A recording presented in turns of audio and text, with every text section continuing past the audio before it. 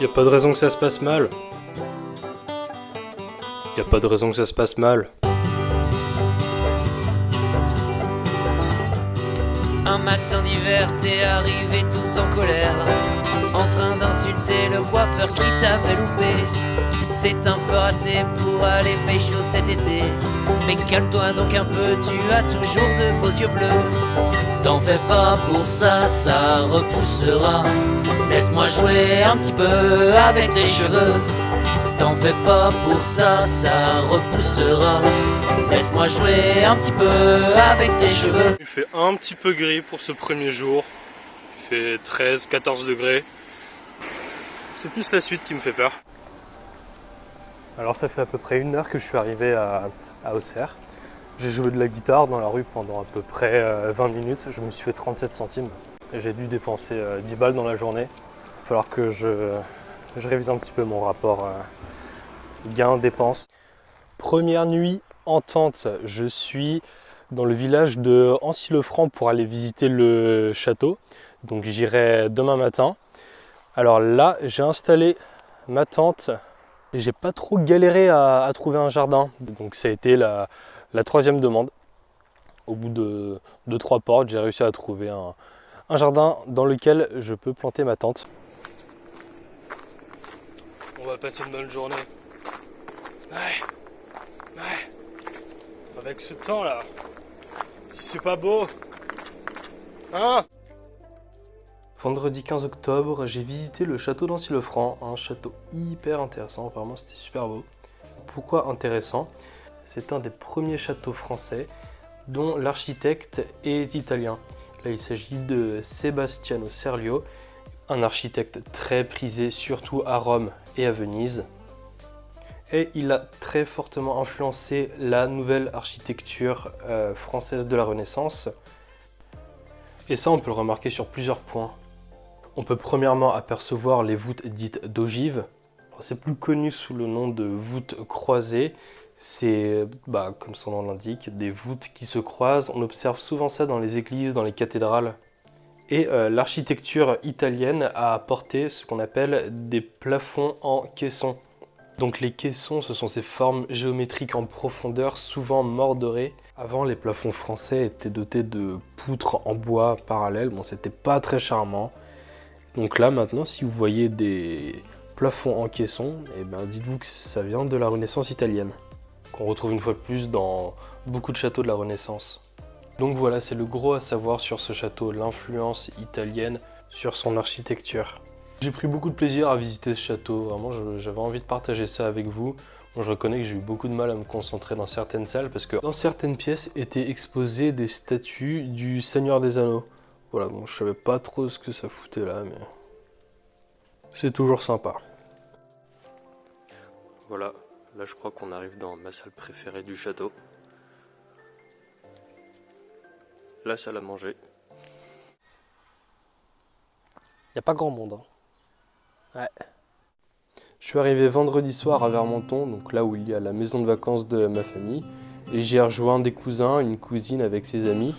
Aujourd'hui on est à Hérency, en Bourgogne. On va visiter une petite cave à vin, puis faire de la dégustation. Grégoire, tu peux nous en parler un peu? Hérency, c'est un très très bon vin. Ok. Et on va passer une bonne partie de l'après-midi à picoler. Ça va être une bonne après-midi. Pas vrai? Ça va être très bien même. Alors, qu'est-ce que tu penses de cet après-midi, Guillaume? Ah, il fait beau, ça va être génial. C'est le micro? Ouais. Ça va être génial. On va visiter les caves d'Hérency, spécialisées en crémant de Bourgogne. Et ça va être top. On va être très sage. Hein, Adrien? Bah oui. Bien sûr. Non, parce qu'après on prend la route. Et en vin rouge aussi. Ouais. Voilà. Après-midi studieuse. Après avoir fait une bonne balade dans le vignoble, on a dégusté du vin. Ça aurait été dommage de repartir sans un petit souvenir de la région quand même. Bon, je suis pas un grand spécialiste du vin, mais je sais reconnaître un bon vin d'un vin dégueulasse.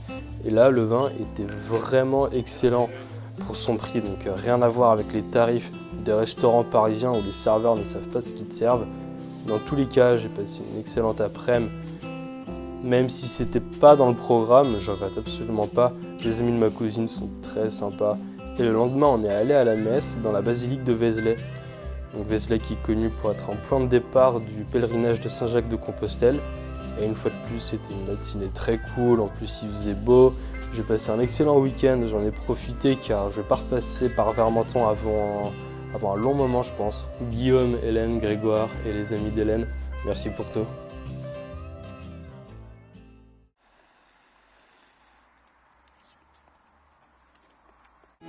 Je pouvais pas passer par la Bourgogne sans visiter Guédelon. Allez, c'est parti. Alors pour ceux qui ne connaissent pas, Guédelon c'est un château fort dont la construction a commencé en 1997 avec les techniques de construction du XIIIe siècle, donc l'âge d'or du Moyen-Âge. Et le château est toujours en construction aujourd'hui. Ils ont cherché à créer un univers très fidèle au Moyen-Âge. Tous les artisans utilisent des outils de l'époque. On y trouve donc des gâcheurs, des forgerons, des vannières, des carriers, des tailleurs de pierre, des tuiliers, des potières, des travailleurs, des charpentiers, des meuniers, des maçons, des charrons, et j'en passe. Mais ces métiers-là occupent une place très importante dans l'attraction touristique de Guédelon. En effet, ce sont les artisans qui sont entre guillemets les guides de la visite, c'est-à-dire que vous pouvez leur poser des questions sur leur méthode de travail, leurs outils, etc. Le chantier, lui, n'a pas été installé au hasard. Effectivement, il se situe sur une carrière de grès qui est traité et travaillé par le carrier, qu'il va ensuite redistribuer aux tailleurs de pierre, aux maçons, aux sculpteurs, etc. Un autre truc que j'ai trouvé intéressant, c'est un moulin qui a été construit selon des plans du XIIIe siècle, évidemment, à environ 500 mètres du château pour travailler le blé essentiellement. Et le moulin est entretenu par un meunier.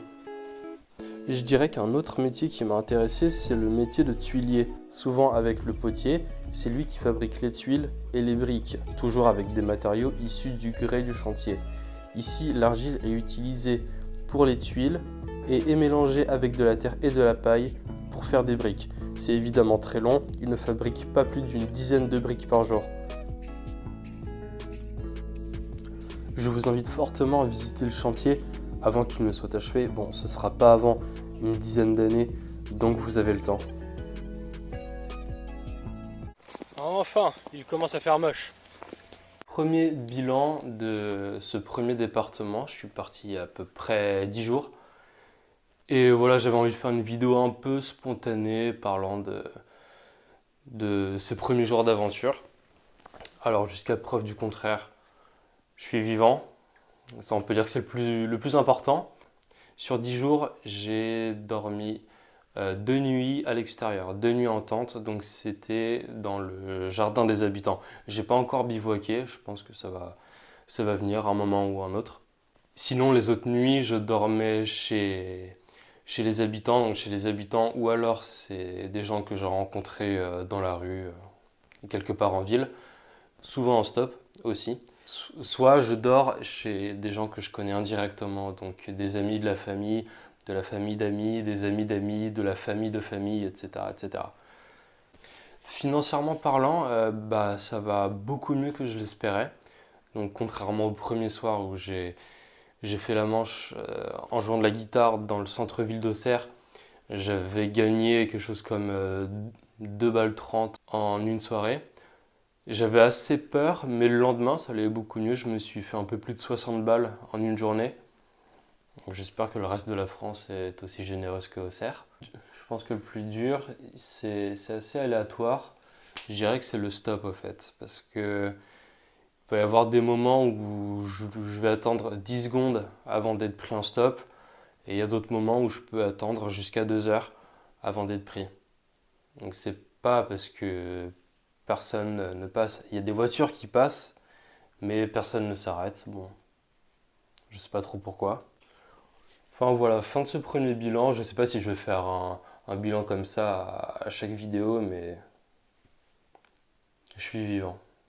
Et si jamais tu veux me rejoindre sur les chemins pour une durée indéterminée, ou si tu veux m'accueillir chez toi, n'hésite pas à m'envoyer un mail à l'adresse qui s'affiche juste en dessous dans la description. Sinon, n'hésite pas à t'abonner à ma chaîne YouTube, à mon compte Instagram et à ma page Facebook. À vite.